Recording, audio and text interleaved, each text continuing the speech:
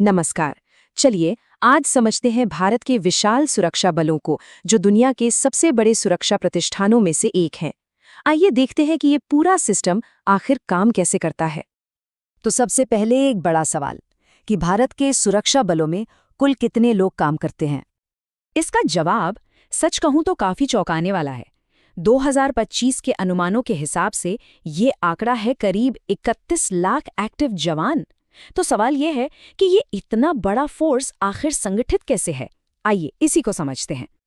तो ये जो इतनी बड़ी संख्या है ना, ये मोटे तौर पर दो हिस्सों में बंटी हुई है और हर हिस्से की अपनी एक खास भूमिका है। देखिए, एक तरफ है हमारी आर्म्ड फोर्सेस। आप इन्हें देश की ढाल समझ सकते हैं, जो बाहरी खतरों से हमारी रक्षा करती हैं। और दूसरी तरफ है सेंट्रल आर्म्ड पुलिस फोर्सेस यानी सीएपीएफ, जो देश के अंदर एक तरह से इम्यून सिस्टम का काम करती हैं। और यहाँ एक बहुत ही दिलचस्प बात देखने को मिलती है, वो ये कि इन दोनों शाखाओं के बीच जवानों की संख्या लगभग बिल्कुल बराबर बंटी हुई है। करीब 48% आर्म्ड फोर्सेस में है तो 52% सीएपीएफ में। ये दिखाता है कि दोनों का महत्व कितना ज्यादा है। तो चलिए सबसे पहले बात करते हैं पहले स्तंभ की, हमारी आर्म्ड फोर्सेस की, जिनकी सबसे बड़ी जिम्मेदारी है बाहरी खतरों से देश को बचाना। सोचिए, सिर्फ इसी एक ब्रांच में करीब 15 लाख एक्टिव जवान हैं। अब ये जो आर्म्ड फोर्सेस हैं, इनके 4 मुख्य हिस्से हैं। सबसे बड़ी है हमारी इंडियन आर्मी, जिसमें 12.5 लाख जवान हैं और वो ज़मीनी सुरक्षा का पूरा जिम्मा संभालते हैं।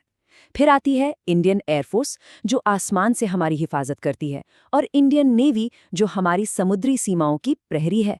और हाँ, इंडियन कोस्ट गार्ड भी है, जो तटीय सुरक्षा और आपदा के समय बहुत अहम भूमिका निभाता है। और एक बात जो यहाँ पर जानना बहुत ज़रूरी है, वो ये कि इंडियन आर्मी दुनिया की दूसरी सबसे बड़ी स्टैंडिंग आर्मी है। इसका इतना बड़ा होना ये भी दिखाता है कि हमारी सीमाएं कितनी विशाल और जटिल हैं, जिनकी सुरक्षा एक बहुत बड़ी चुनौती है। चलिए अब रुख करते हैं दूसरे स्तंभ की ओर, यानी सेंट्रल आर्म्ड पुलिस फोर्सेस, जो देश की आंतरिक सुरक्षा का एक बहुत बड़ा और अहम जिम्मा संभालती हैं। और पता है, ये समूह आर्म्ड फोर्सेस से थोड़ा सा बड़ा भी है। इसमें करीब करीब 16 लाख जवान हैं। देखिए, सीएपीएफ के अंदर ना कई अलग अलग फोर्सेस हैं और हर एक का काम एकदम स्पेशलाइज्ड है। जैसे सीआरपीएफ देश के अंदर की सुरक्षा और नक्सल विरोधी ऑपरेशंस को देखती है, तो वहीं बीएसएफ पाकिस्तान और बांग्लादेश बॉर्डर पर तैनात है। इसी तरह सीआईएसएफ को एयरपोर्ट्स और ज़रूरी सरकारी इमारतों की सुरक्षा का काम सौंपा गया है, और आईटीबीपी चीन से लगी हमारी सीमा की निगरानी करती है। और जब हम इन फोर्सेस के साइज को देखते हैं तो साफ पता चलता है कि 3 फोर्सेस सबसे बड़ी हैं।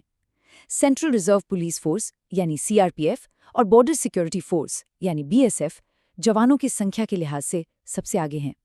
और ये दिखाता भी है कि इनकी भूमिका कितनी बड़ी है। यहाँ एक फैक्ट तो वाकई में कमाल का है।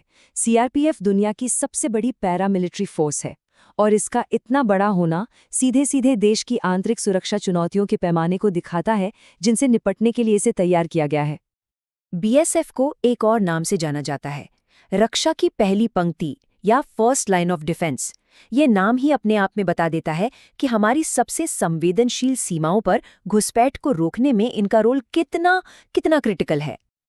अच्छा, इन 2 बड़े स्तंभों के अलावा भी भारत के पास कुछ बहुत ही खास बल हैं। ये वो एलीट यूनिट्स हैं जिन्हें देश के सबसे मुश्किल और सबसे ज्यादा जोखिम वाले मिशनों के लिए ट्रेन किया जाता है। ये यूनिट्स भले ही साइज में छोटी हों, पर इनका काम बहुत बड़ा है।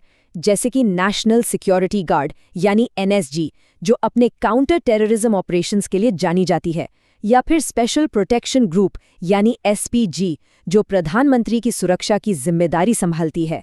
ये वो फोर्सेस हैं जो देश के कुछ सबसे क्रिटिकल काम करती हैं। तो इतने सारे आंकड़े, इतने सारे डिविजन्स, इन सब का मतलब क्या है? इनसे क्या बड़ी तस्वीर सामने आती है? देखिए, इन सब में से जो एक सबसे अहम बात निकल कर आती है, वो ये है कि भारत के पास दुनिया की सबसे बड़ी ऑल वॉलंटियर मिलिट्री फोर्स है। मतलब यहाँ कोई जबरन भर्ती नहीं होती। देश की सेवा करना एक चुनाव है, और यही बात इसे और भी खास बनाती है। तो आखिर में एक सवाल जरूर उठता है, वो ये कि इतनी बड़ी और इतनी विविध फोर्स भविष्य की चुनौतियों के लिए खुद को कैसे तैयार करेगी। चुनौतियां जैसे कि मॉडर्न वॉरफेयर और साइबर थ्रेट्स। सच तो ये है कि इतने बड़े बल को मैनेज करना और उसे लगातार मॉडर्न बनाना, यही आने वाले वक्त की सबसे बड़ी चुनौती होने वाली है।